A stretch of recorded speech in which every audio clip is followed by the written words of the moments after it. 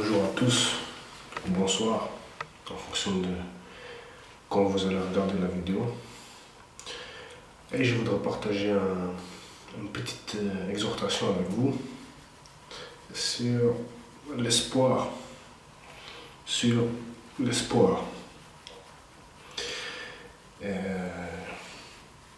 Je prie que le Saint-Esprit me conduise afin de dire ce qu'il veut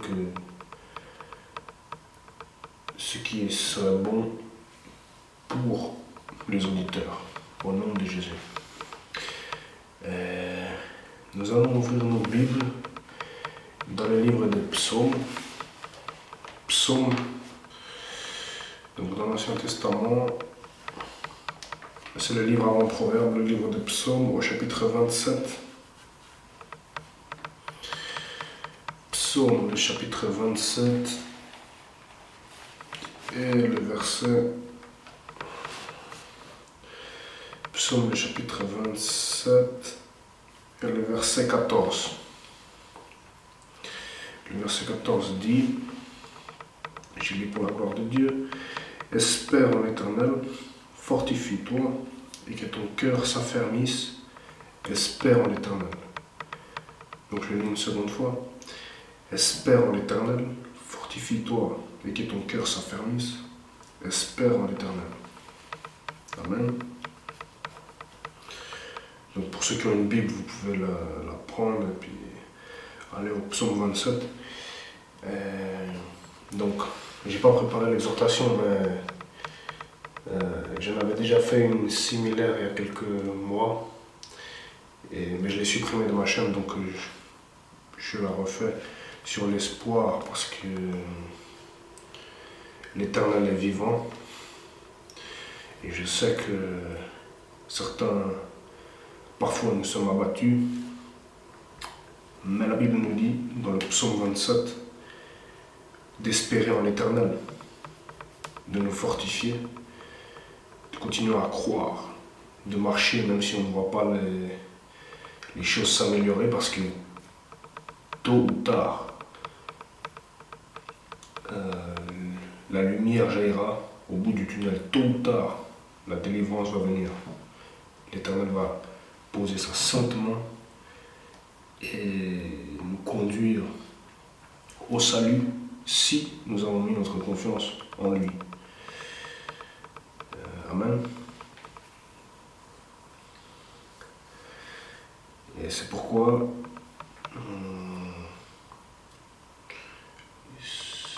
le meilleur ami, c'est Jésus. L'Éternel, c'est Jésus. Dans la Bible, pour un chrétien, ceux qui ont reçu la révélation de l'Esprit, l'Éternel, c'est Jésus-Christ qui a pris nos péchés il y a 2000 ans à la croix de Golgotha pour racheter les saints, pour nous purifier, pour nous sanctifier, afin d'hériter le royaume des cieux. Et nous allons prendre encore un passage dans Josué, donc c'est juste après Deutéronome, c'est le 6e livre de la Bible, 6e livre dans l'Ancien Testament, donc c'est au début. Et nous allons prendre Josué au chapitre 1, Josué au chapitre 1, du verset 1 jusqu'au verset 9. Nous allons prendre Josué au chapitre 1, du verset 1 au verset 9. Alors je lis pour la gloire de Dieu. Josué à la tête d'Israël, ça c'est le titre. Après la mort de Moïse, le serviteur de l'Éternel, l'Éternel dit à Josué, fils de Nun et assistant de Moïse, mon serviteur Moïse est mort, maintenant lève-toi, passe les Jourdains avec tout ce peuple pour entrer dans le pays que je donne aux Israélites. Tout lieu que foulera la plante de votre pied, je vous le donne comme je l'ai dit à Moïse.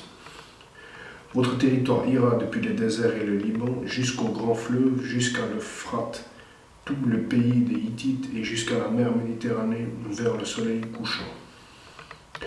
Personne ne pourra te résister tant que tu vivras. Je serai avec toi comme j'ai été avec Moïse.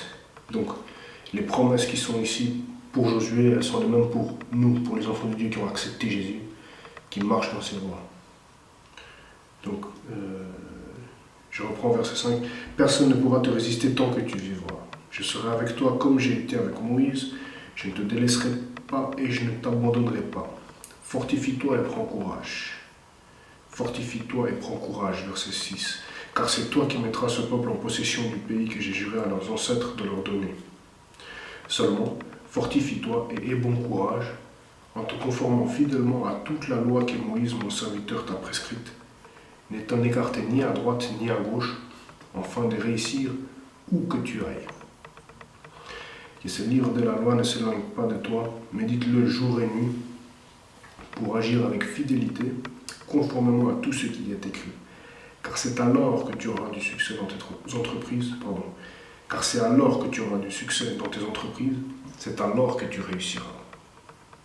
Ne t'ai-je pas ordonné, fortifie-toi et prends courage? Ne sois pas effrayé ni épouvanté, car l'Éternel ton Dieu est avec toi où que tu ailles. Donc, comme j'ai dit, ces promesses, elles étaient du temps de Josué, donc vers 1400, 1300, 1200 avant Jésus-Christ, mais elles sont encore valables aujourd'hui, au XXIe siècle, pour tous ceux qui l'acceptent, pour tous ceux qui acceptent Jésus-Christ, et même pour les siècles suivants, pour ceux qui l'accepteront Jésus-Christ, la parole de Dieu ne change pas. La Bible dit dans Hébreux, chapitre 13, verset 8, Jésus-Christ est le même hier, aujourd'hui et éternellement. Donc, Dieu nous dit, fortifie-toi et aie bon courage,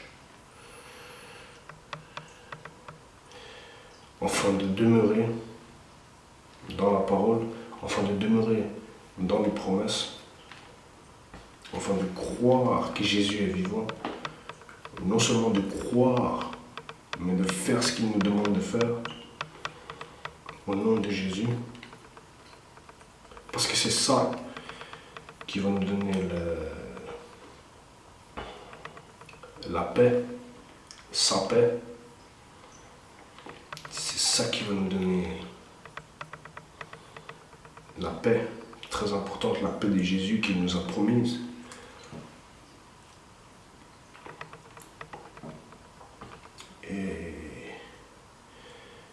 Et la Bible est remplie de promesses. Promesses de guérison, promesses d'amour, promesses d'amour. Dieu a tant aimé le monde, Jean chapitre 3 verset 16, Dieu a tant aimé le monde qu'il a donné son Fils unique, afin que quiconque croit en lui ne périsse pas, mais qu'il ait la vie éternelle. On va prendre ce passage, Jean au chapitre 3.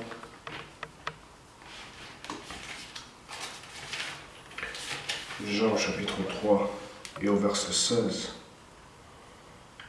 On va remonter au verset 14. Jean chapitre 3 verset 14. Et tout comme Moïse a élevé le serpent dans le désert, il faut aussi que le Fils de l'homme soit élevé, afin que quiconque croit en lui ne périsse pas, mais qu'il ait la vie éternelle.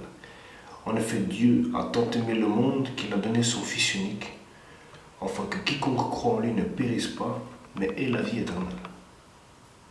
Dieu en effet n'a pas envoyé son Fils dans le monde pour juger le monde, mais pour que le monde soit sauvé par lui. Donc c'est clair, il n'a pas envoyé ici son Fils pour le juger, mais pour le sauver, le monde.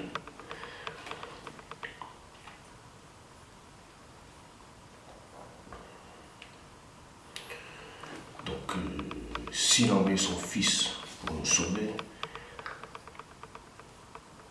il faut espérer en lui, puisqu'il est la source du salut. puisqu'il est la source du rachat de nos âmes, puisqu'il est la source de la vie, il est le pain de vie, et il est l'amour, comme on vient de le voir.